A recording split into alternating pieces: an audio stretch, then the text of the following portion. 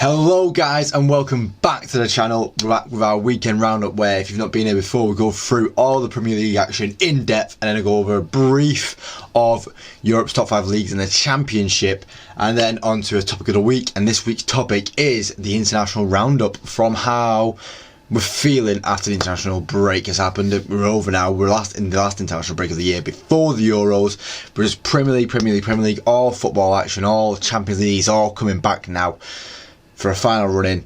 10 games in the league. Let's go into the first of them 10 game weeks with 10 games here. Starting with a massive game of Newcastle versus West Ham, ending 4-3. Crazy stuff. It was 3-1 to West Ham at one point. They were having a really good game, and they had a good little set piece. West Ham, what's it called? It had a good free kick set piece. It was a bit controversial. Shah was on the floor in his head. It should have not been allowed to go. He was holding his face, for Christ's sake. We have rules to stop this stuff, but they didn't care. They scored from it. They got a goal. Fair play. There's a lot of changing at the back from Newcastle's injuries. Another ACL injury for Jamal Lascelles it is now, which is insane, the amount of ACL injuries that have happened at Newcastle this year. They need to get a new club doctor by the sounds of it.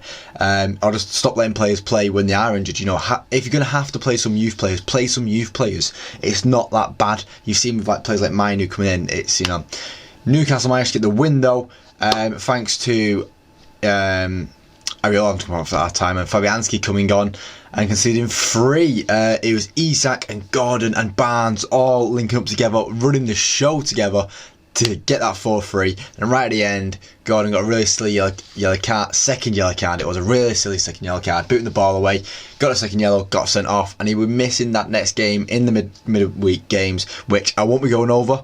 I might go over them next week. We'll see how I feel, but obviously we won't be going over them after the game week. This is a weekend roundup. It's for the weekend. Spurs 2-1 against Luton. Very lucky to say Spurs.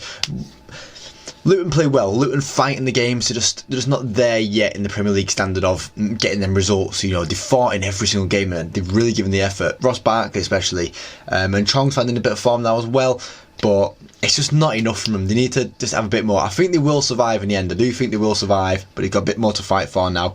And then it's the Son late show again. He does it again and again. Son scored late on in the game and got him that 2-1 victory.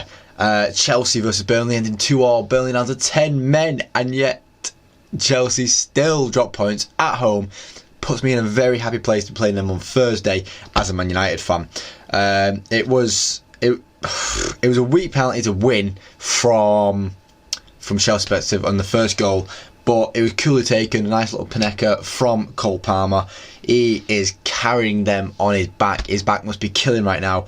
But Cullen deserves a bit of respect too, because he had a really good game for Burnley, a goal and an assist, doing the dirty work that's needed to get Burnley a point and try and fight some survival. I think they're done though. Villa 2-0 against Wolves. I thought Wolves might be able to throw a few punches in there, but without their big hitters like Cunha, Hwang Ki-chan and Neto, they got nothing. No goals, and Diaby ran the show, goal and assist in Watkins' absence in that second half when Watkins got injured. But we'll see what that hamstring injury is saying. It looks like it might be a hamstring injury. We'll wait and see. Then it is down to Brentford versus United. Oh, it was a painful game. It was such a painful game to watch. We've just been playing so poor. I'm obviously getting linked with all these other managers, and then Ten Hag didn't have the best of excuses in his press conference afterwards. He kind of blamed the team for not doing it, not making the right decisions. But it's like, you're the guy making the decisions to be playing these players on the team. I was glad Mason Mount scored though. That is a thing I'm happy with. I don't want to slander United too much. I hate slandering my own team. I do. I'm going to probably make a video on it later in the week potentially. It just hurts right now. It just really hurts watching United play like this. But Brentford deserved to get a point from this. They probably deserved a win. We were crap. Let's just face it. On to another big game of the game week, and it was Sheffield versus Fulham. 3-all. Exciting stuff. Sheffield really trying to fight the hardest to try and stay up. But Muniz and Decadova-Reid going to absolute bangers to ruin the show late on. Brereton Diaz is trying to do his part, but it's just not going to be enough. I think Sheffield are done. Like Burnley, I think they're out of the conversation. Luton are still in that conversation. I don't know, the funny thing is, Luton are the one team out of them three that didn't win this week, or didn't get a point this week, and I still think they have a better chance than Sheffield or Burnley, because I feel like they're just done. Bournemouth versus Everton ended 2-1, and it was just from Everton slip-ups, really. Everton, another one of them teams that just aren't playing well enough right now. Bournemouth got away with it with a Coleman own goal. Like, it came from nothing, the own goal. It was honestly ridiculous for Coleman to be putting it back into his net. I don't know what he was trying to do at the back post, but there was no pressure on him at all, and yet he still puts it in the back of his net. Onto the final of the Saturday games, talks about what here. Forest versus Palace is 1-1. Wood had a really nice goal from it, but on the Palace side, I think Palace were much the better team. Under this new manager, Oliver Glasner, I think they're going to do really well. I hope they do really well. Palace have been in the Premier League for a long time now, and they've not really done much apart from finishing the bottom half of the table. The highest finish is like 9th, I believe. So hopefully under Glasner they can try and push for a European place. They've got the players that can do it when the players are all fit, like Eze and Elise, because right now Palace is the Eze show, and every time Palace do anything good you hear Eze. He's on the ball constantly, and I really do love him. Honestly, when they're playing for England this summer for the Euros, he needs to be. And I think Munoz is really good as well, that new right back that he signed, and I think he is, he's coming to his own now. It took a couple of months for him to sign. It was 2 months now he signed now, and he's coming into his own now. He's getting further up the pitch. He almost scored. He hit the post. He's going to be real vital to Palace's push on later the season. See if they can do anything with their season. On to Sunday's games, and we go start with Liverpool versus Brighton, and this was a big one for Liverpool because it put them top of the league on 67 points thanks to a Salah goal, and he just celebrated like that, open his arm up thinking he's Jude Bellingham, and that's just the influence Jude Bellingham has on the world. Salah doing his celebration. Welbeck scored within 90 seconds though, which was crazy, and what I don't think was spoken about enough in this game was that you can either see it on one side or the other. I don't bother where you see it, but Bradley got a lot of praise in this game, and I thought he got exposed quite a bit by Adingra, who I rate very highly, so that's what I'm going to go with. I'm going to go with Adingra had a really good game, rather than discounting Bradley's game, because I think Bradley is very good attacking, but in terms of his defensive capabilities, there's still a lot to be made up there. I don't know what the Liverpool defensive coaches do with the youth team, but obviously Trent doesn't defend very well. It's a very well known fact that Trent doesn't defend very well, and now Bradley's doing the same. It's kind of the same story. You can tackle all well you want, but you're a defender, you need to defend. Thank you very much for listening to that one. Anyway, City versus Arsenal, the big highlight game of the weekend, the one that everyone wanted to watch, the one that you probably already know about, because it ended 0-0, and that is what these two Spanish are doing to the Premier League right now. It's just boring. 8 centre-backs and 4 DMs playing in that game. Right, yeah, cheers for that. Thank you guys for making that the highlight game of the weekend. Boring football. You want to try and play perfect football? Football's not meant to be perfect. Football's meant to have mistakes, and football's meant to be a bit aggy.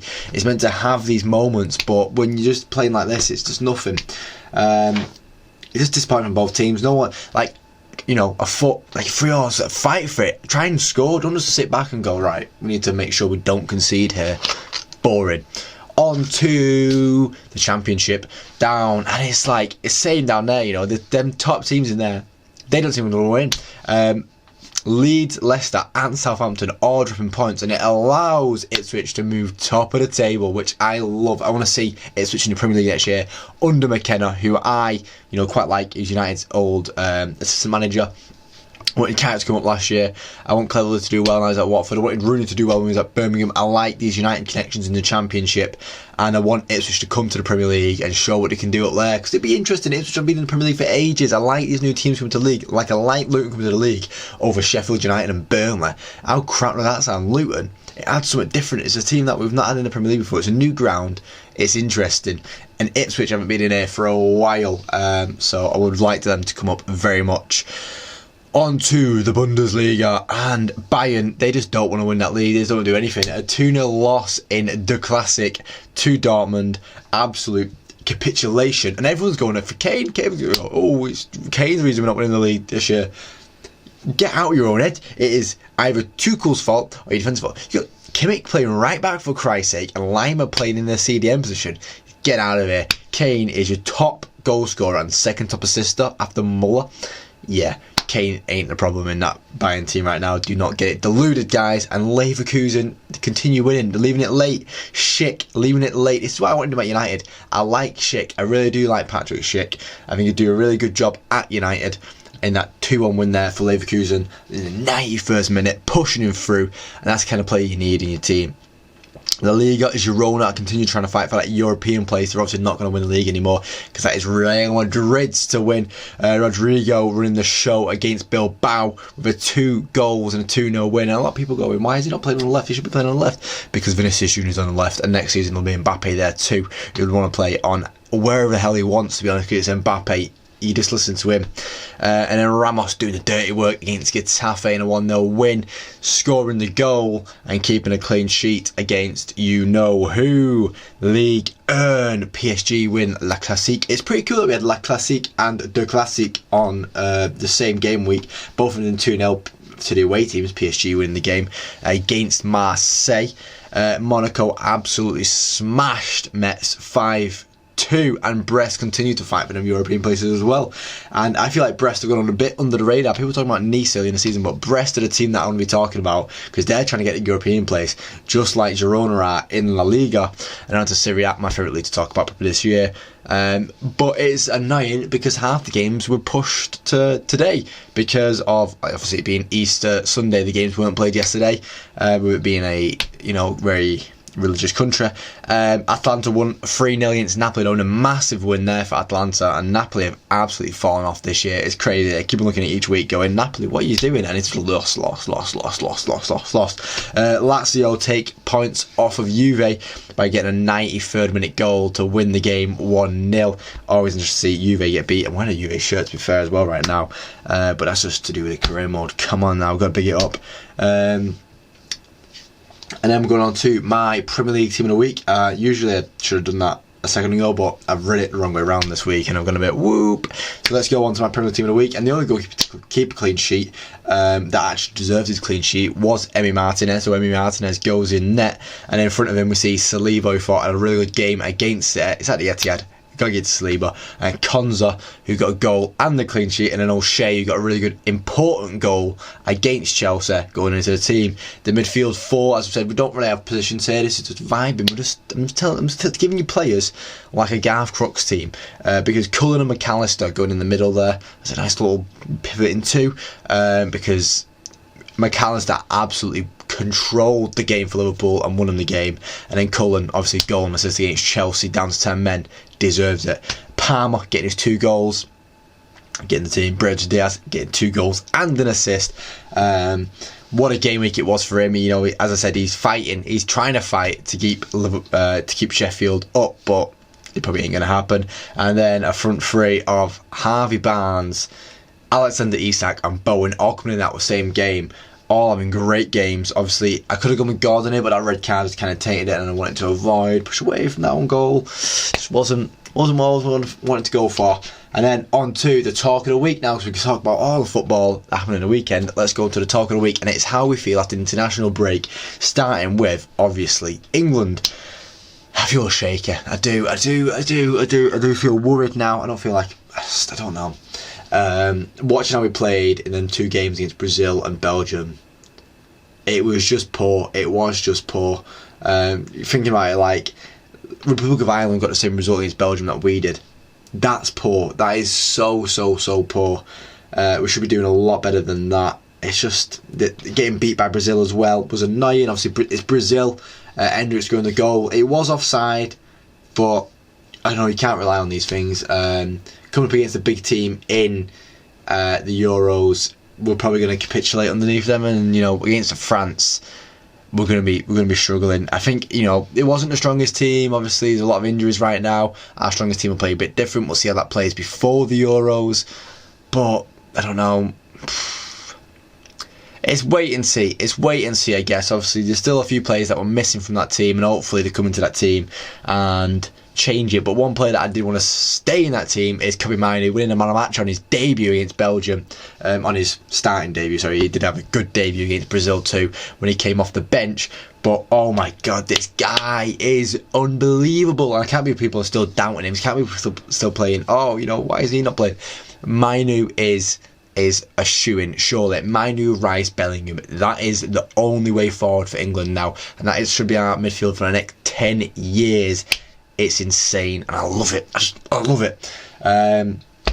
Going on to the other parts of the international break that we got over there, and it was Ukraine, Georgia and Poland all booked their place to be the final teams in the Euros. It's all cut off now. We've got the groups, and it's just counting on the days. We've got 2 months now. Yeah, 2 months and a bit until the Euros start, and it's exciting. I'm getting my Euro plans for the YouTube channel ready already. It's quite early, yeah, I know, but I want to be planned. Let me plan for this because it's an exciting time for both the channel and just for England in general. I can't wait for it, and hopefully we do something. I'm thinking of some little things that I might be doing with it, but we'll get to that when we get to that. You know, we've still got a Premier League season to be talking about here.